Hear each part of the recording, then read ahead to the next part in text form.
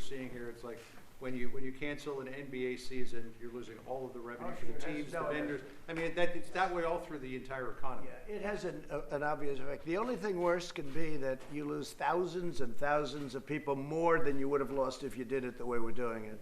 So it certainly has an impact. And again, we're very much working with the states because, you know, the states are a smaller form of government. They can control individual arenas and individual things better. And it's different for different areas. Some areas have no problem whatsoever in our country, and others do. So we're working with the governors of the various states, and I think it's working very well. I think the relationship has been very good with California and some others that in particular have been hit. Mr. President, it looks like you'll be facing Joe Biden now in the presidential runoff. Are you happy that he? Yeah, I'm happy. Whoever it is, I hope they make their choice soon. I thought it was going to be, everybody thought it was going to be Bernie. And I've said Elizabeth Warren, if she waited for, you know, she waited that extra 3 days, 4 days, and Super Tuesday was a disaster, he would have won every one of those states, or almost, I think almost every one of those states. Maine, Massachusetts, Texas. You take a look at the states that were very close, and many of her, I would say most of her, I would almost say all of hers, but many of her votes would have gone to him. So had she left prior to Super Tuesday, which just a few days, he would have right now been declared virtually the winner. It would have been over. But now we have Joe, and I'm very happy to run against Joe. Mr. President, you have both of your chiefs of Don't forget, staff one of the here. reasons I ran for president is because of Joe and the job they did. So it's one of the reasons. So in a way, it's a, you know, it's maybe the way it should be. But it looks to me like it would be Biden would win. Are you worried that the Irish American vote might go for Joe? Travel restrictions within the United States, such as to Washington State or California? We haven't discussed that yet. Is it a possibility? Yes. If somebody gets a little bit out of control, if an area gets too hot, you see what they're doing in New Rochelle, which is good, frankly. It's the right thing, but it's not enforced. It's not very strong, but people know they're being watched. New Rochelle, that's a hot spot. Just a separate topic. You spoke to the Saudi Crown Prince the other day. I did. What did you tell him about the oil market? Well, I asked him what's going on, and they're having a dispute with Russia. This is something that drove oil prices down, and one thing I can tell you is oil prices that are at a point now that I would have dreamed about, because the gasoline prices are going to be coming way down. They'll be coming way down. So with gasoline prices coming down, that's like a tax cut. Frankly, that's like a big tax cut, not a little tax cut for the consumer. So there's something about that I like. Thank you very much, everybody. Thank you. Thank you very much, everybody.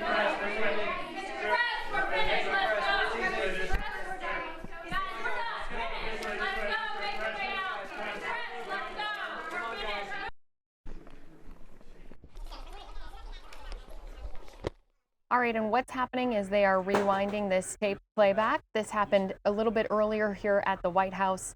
Again, Fox is feeding us this from Washington, D.C., and we are going to get to see the beginning of this meeting here in the Oval Office. Minister of Ireland,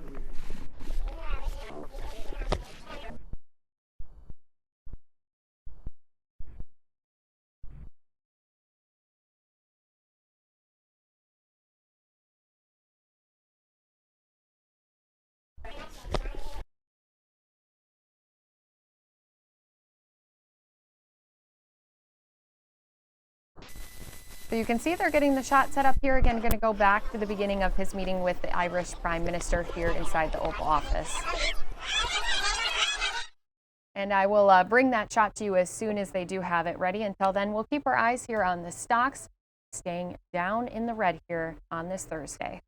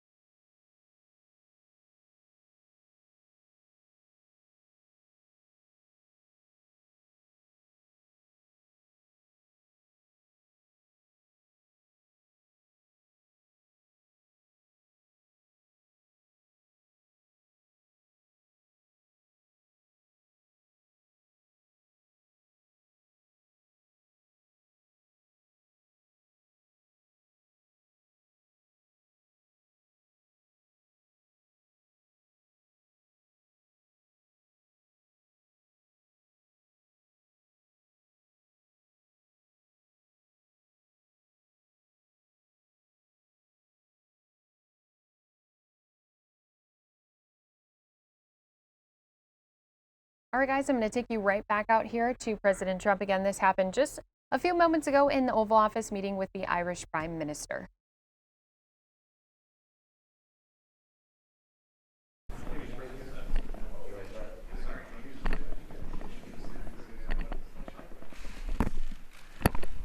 Thank you all very much. It's an honor to be with the Prime Minister of Ireland. We've known each other now for quite a while, and we have a great relationship with Ireland, and we have a lot to discuss. We will be talking about the obvious, and we'll also be talking about the virus that's hit the world. I see they've canceled their big soccer games, their championship games, and a lot of other games. They've canceled a lot over in Europe and all over the world, so this is a big world problem. We've taken some bold steps. We took the original boldest step of all when we closed very early with China. That helped us save thousands of lives. And we went very early with Europe, and I think that'll likewise be very good, and hopefully we can get it back together very quickly in terms of reestablishing with China. That's on track to something happen fairly quickly because they've made a lot of progress over the last 3 or 4 weeks. And certainly with Europe, we think we can go hopefully very quickly. They have some hot spots that are really bad, but they'll get them better. Germany, I guess, has some problems now. France has some problems, some pretty big problems. And Italy, of course, is probably record-setting in terms of what they've gone through. Italy's having a very hard time. But we think we'll reestablish very quickly once this ends, and it's just a question of time. And I think it'll go pretty quickly. Stay away from people and wash your hands and do all of the things that we're supposed to be doing a little bit anyway, but it'll go very quickly. I know that we were just talking that Ireland's closed their schools, and maybe I'd ask the Prime Minister to say a little bit about what you're doing in Ireland having to do with what we're going through. Okay, well, first of all, thank you, Mr. President, for having us again here today in the run-up to St. Patrick's Day. Just another opportunity, I think, to show how close Ireland and America are and how good our relationship is politically and economically and everything else. And St. Patrick's Day has become, I think, a symbol of how close Ireland and America are and how we're going to continue to stay close into the future. The big concern in Ireland and Europe at the moment, as you know, is COVID-19.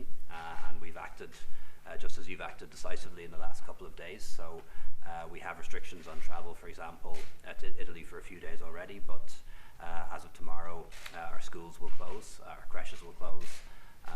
We're banning all indoor gatherings of more than 100 people and outdoor gatherings of more than 500. And this is all based on the public health advice from our CDC that we need to do this for a couple of weeks to make sure the virus doesn't spread. And we're particularly trying to protect older people and people with chronic diseases. So we've had about 30 or 40 cases so far, 1 death. But we have a real concern that that could rise, and that's why we're taking the action that we're taking. But as you know, it's a virus that's gone pandemic. It's all over the world, knows no borders, knows no nationalities, and I think we all need to work together in the world on this. And America in particular, you're the richest country in the world. You've got great scientists, great companies, great universities, and we need them working on treatments, working on tests, and working on a vaccine, because that's what will get us on top of this. Right, and we're making great progress there, I will say. And I was with the Vice President this morning, who I know is heading up the task force for you, and he gave me a lot of confidence that you're getting on top of this and you're investing in this. right.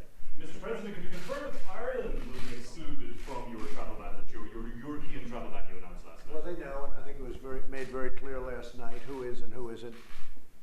And we'll be discussing that. We'll be discussing some of the moves that we're going to be making, and I think it's going to work out very well for everybody. But it's a world problem, and you do need separation in some cases. You have some areas that are very heavily infected, and you have some areas that aren't, frankly. But we do need separation for a little period of time in some cases. Just saying that the President has excluded Ireland from the travel ban. And one of the things we have in Ireland is CBP, American Border Security in Ireland.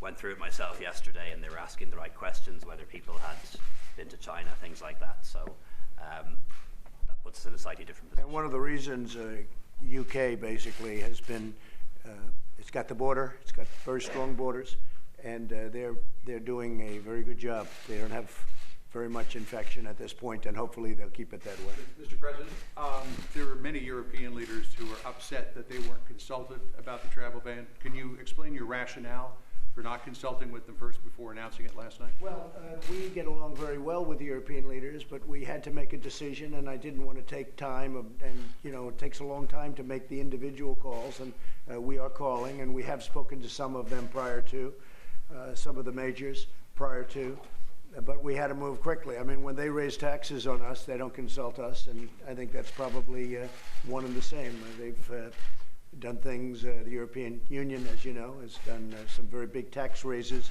over the years, not so much with me because I won't put up with it, but they haven't consulted us, and in the case of European Union, I've consulted with many people. Do you have any idea what the overall economic impact of these travel Well, restrictions it'll will be a big impact, but it's a bigger impact, and it's also a human impact, which is more important, frankly, than the financial. When you lose thousands of additional lives. As an example, if I didn't close very, very early, Leo, you know, we closed very early with China, and I took a lot of heat, including from you people, a lot of heat. They called me everything from a racist to everything else. It was terrible. And the same people, then they say, oh, he closed too fast. Why did he close? Most of them said, why did he close with China? That turned out to be a great move. What we did with Europe is this was the time. And China, a lot of it came from when you think of what happened to Europe, because it was very fast and very furious. And what happened is a lot of people went from China into Europe, and Europe suffered tremendously. You know, you see what's going on.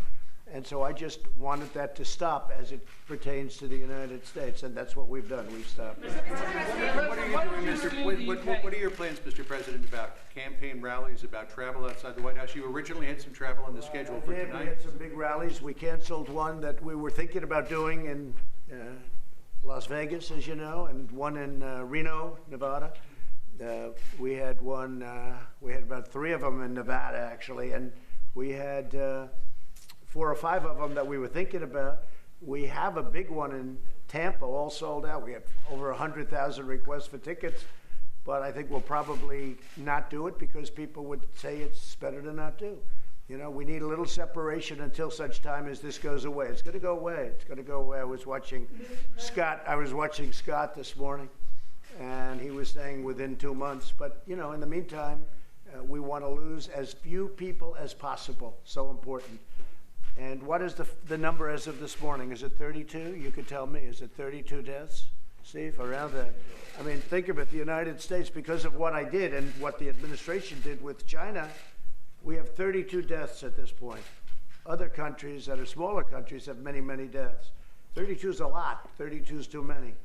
But when you look at the kind of numbers that you're seeing coming out of other countries, it's pretty amazing when you think of it. So that's it. Yes. Steve, go ahead. Are you going to invoke the Stafford Act today, declaring? Well, we have things that I can do.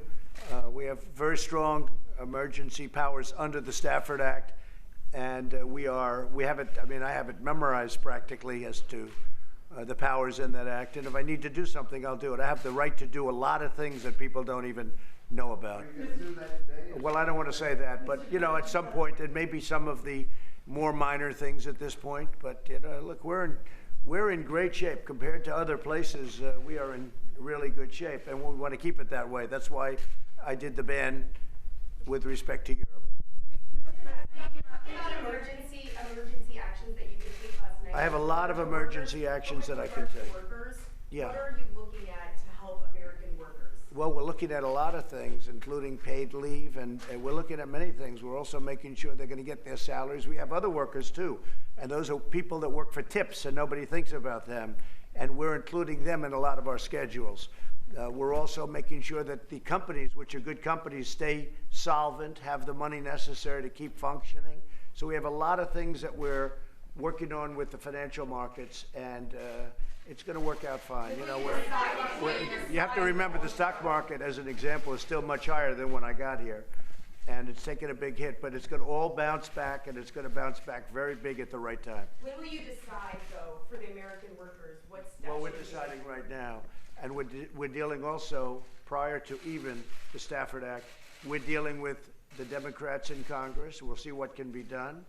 I happen to think that a payroll tax cut would be a very good idea. Very distributes it, really distributes it very evenly among middle class and other workers. I mean, many workers. It would be a great thing. I happen to think it would be a great thing even beyond this. Okay, so we're looking at the payroll tax cut, and that won't come immediately because that's a stronger measure. But we are looking to do that, and I think at the right time, Congress will probably go along with it because it really is the most sensible thing.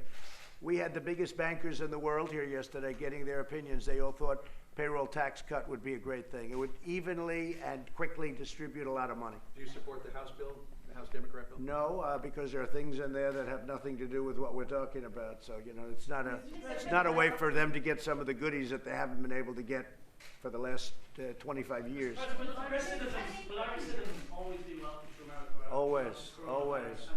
Always, just like your prime minister, always. They will be not only welcome, loved. We have millions. What is the number now, would you say? It changes every year. It gets actually bigger. Yeah, well, about 35 million are. Yeah, can you imagine? Irish. It's got to be one of our. Irish blood. It's got to be one of our biggest. No, we love the Irish. Do you support Irish citizens getting access to the E3 visa? We're going to be looking at that. We're going to be talking about that today. It's a very important part of our conversation. That's going to be actually a very important part of our conversation today. They're concerned about Huawei, the Chinese telecoms company, and its operations and connections with countries like Ireland. Is that going to come? Well, I think there's a lack of security. If they use Huawei, there's a real problem with intelligence and intelligence security, and we'll see what happens. We'll be discussing that point also. Mr. President, can an American still bring back coronavirus under this new travel restriction? Can I what? Can an American still bring back coronavirus? Sure, but we have them very heavily tested. If an American's coming back or anybody's coming back, we're testing. We have a tremendous testing setup where people coming in have to be tested.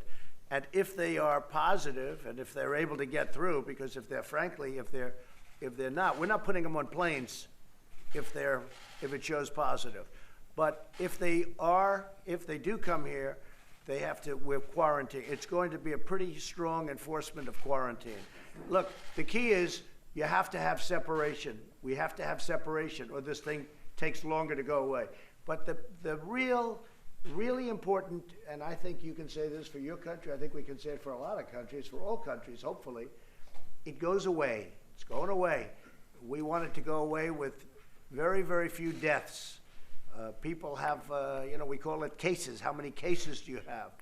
Well, relative to other countries, we have very few cases. Relative to certain of the major countries that really have a bigger problem than us. We've offered just interestingly, I think we have the greatest doctors in the world. We've offered Iran assistance. Iran is having a tremendous problem. And we have offered Iran assistance. If they'd like it, we will help them. We'd be glad to help them. Speaking of Iran, Mr. President, the Pentagon has determined that an Iranian-backed militia fired the rockets that killed 2 American soldiers in Iraq. Yeah. Should they expect a response? I'd rather not say, but let's just put it this way. You will see. Mr. President. Okay? But I can't say. I was working on that last night also. They sent a lot of rockets now. It hasn't been fully determined. It was Iran, as you know. It was a rebel group. But most likely looked like it could be backed by Iran. And we'll see what the response is. Mr. President, would you like to see the Prime Minister return to the White House next year? He's trying to form a government at home. Would you like to see him back Well, as he's Prime a friend. Minister? I always want him to return because he's a friend. We've been doing this now for quite a while. We started off both new to the job, and yes, I would always like to see him. I know they have other people that I know and I get along with very well. Look, we get along with the country, but this is a very special guy. We'd like to see you back in Ireland again for a longer visit, I hope, next time. Would you like to see Mr. President re-elected in November? That's of course a matter for the American people, but President Trump and any American president is always welcome in Ireland. Mr. President, there's a report that a press aide to Bolsonaro, Brazil's Bolsonaro, may have the coronavirus. Are you aware of that? Because you were in contact with that person over the weekend. I did hear something about that. We had dinner together in Florida, at Mar-a-Lago, with the entire delegation. I don't know if the press aide was there. If he was there, he was there. But we did nothing very unusual. We sat next to each other for a period of time, had a great conversation. He's doing a terrific job in Brazil, and we'll find out what happens. I guess they're being tested right now, right? Well, that's what I'm asking you. I'm asking sure. you what update you can provide. Let's put it this way, I'm not concerned. Mr. President, yesterday we heard from an emergency room physician in Houston who had a patient who was showing symptoms of something, tested negative for the flu. This physician wanted to test this person for coronavirus and got caught in what this doctor described as an infinite loop of stupid, trying to get through to the public health agencies in Texas, trying to get permission for this person to be tested. Is there something you can do as the president to try to cut through those bottlenecks? I was watching, they have 1 million tests out now. They're gonna have, over the next few days, they're gonna have 4 million tests out. And frankly, the testing has been going very smooth. If you go to the right agency, if you go to the right area, you get the test. Now, This person with did that go to being the said, right- as you know, millions are being produced. This is a brand new thing that just happened, but millions are being produced. But this person If you did go go to back the and look at the swine flu and what happened with the swine flu, you'll see how many people died and how actually nothing was done for such a long period of time as people were dying all over the place. We're doing it the opposite. We're very much ahead of everything. This person did contact the correct authorities, but they were closed for the day, then he was on hold for an hour, simply trying to get a test. Well, you're talking about one case. I mean, I could certainly look into it, John.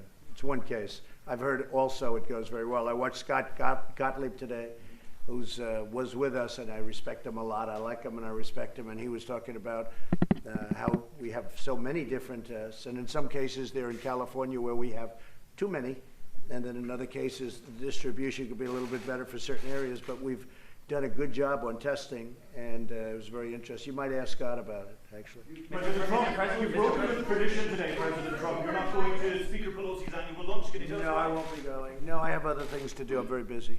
Mr. President, one restrictions on for 30 days on Europe. Is it possible you'll need to extend it? Sure, it's possible. And it's possible I could also say that we could do it early. We could end it early. But I thought it was an important thing to do because of what's happening over there. On the rallies, is that, you know, what you said now, does that mean that's it? No more rallies for foreseeable future? Well, I think the Democrats won't be having rallies, but nobody showed up to their rallies anyway, so what difference does it make? You know, I'll be, my rallies are very big. They're very big rallies, and we'll be making a decision at the appropriate time. I mean, the next one scheduled is for the 25th, and that's in Tampa, but we'll have to see whether or not we do it. No, I'm not going to do it if I think it's going to be negative at all. If people are, if we haven't made that turn yet, we'll make the turn. The question is when, and the question is how many people will die, and I don't want people dying. That's what I'm all about. I made a very tough decision last night, and a very tough decision a long time ago with respect to China. I don't want people dying, and that's why I made these decisions. And whether it affects the stock market or not, very important, but it's not important compared to life and death. So I had to make that decision. And frankly, the people that are professionals praised the decision, and it's something I had to do. And I think you'll see the end result is very good because of it, but it'll take a period of time. No, on the rallies, we'll make that decision, but at this moment, we don't have, I was going to Las Vegas. I was going out to Nevada, as I said. I was going to Colorado, where we have Cory Gardner running, and he's doing a great job. By the way, he's done a fantastic job.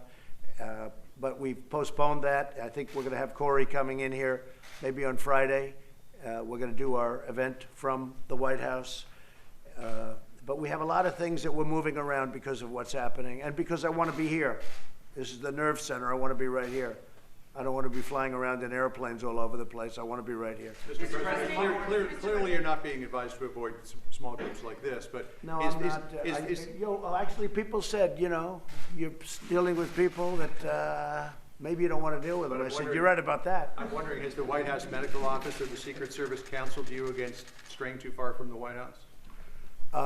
They have not, but it's common sense. You know, a lot of it is, and what I say is use common sense, like washing your hands and, you know, certain things. Keep a little bit of distance away. That's why the sporting events are a little bit tough, because you have people sitting in small seats right next to each other, so it's a little bit tough. What happened with the NBA is pretty incredible, but you look over in in Europe and you see their big soccer matches were canceled, it's pretty amazing when you think of what happened and how fast this spread to the world. It was one country, then it was 4 countries, then it was 9. I'm reading this list every week. Then it was 13, then it was 22, and now I guess it's over 100 countries. So it's an amazing thing how fast this one spreads. This is a very fast spreader. Any more thoughts about the Tokyo Olympics? No, I just wish the Prime Minister, he's a great friend of mine, Prime Minister Abe, and I wish him luck. They did such a perfect job. The venues are incredible. He was proudly showing me pictures of what they'd done the last time I was with him. This is before this came up. And I said, what a job. And they built it very well. They built it on budget, right on, even under budget. And they're beautiful facilities. I don't know. I mean, it's very possible. It's very possible that for the Olympics, maybe I just can't see having no people there. In other words, not allowing people. Maybe, and this is just my idea, maybe they postpone it for a year. Maybe they do that if that's possible. Maybe that's not possible. I guess it's never happened with the Olympics, although I think there was interruption for wars. They've been canceled. Yeah. Right? It was canceled or interruption. But I would say maybe they postpone it for a year. It's a shame because really, I used to be in the real estate business, as you probably heard. They built some real, and I built beautiful buildings, and they built some really beautiful buildings. Would you make that recommendation to your friends Shinzo Abe? No, they're very smart. They're going to make their own. But, I like that better than I like having empty stadiums all over the place. I think if you cancel it, make it a year later, that's a better alternative than doing it with no crowd. Mr. President, you were shaking hands with foreign prime ministers when they did. Well, we didn't shake hands today, and we looked at each other. We said, "What are we going to do?" It's sort of a weird feeling. I think we went And we for said this. at the same time, we did this. I just got back from India, and I didn't shake any hands there, and it was very easy because they go like this, and Japan goes like this. They were ahead of the curve. Okay.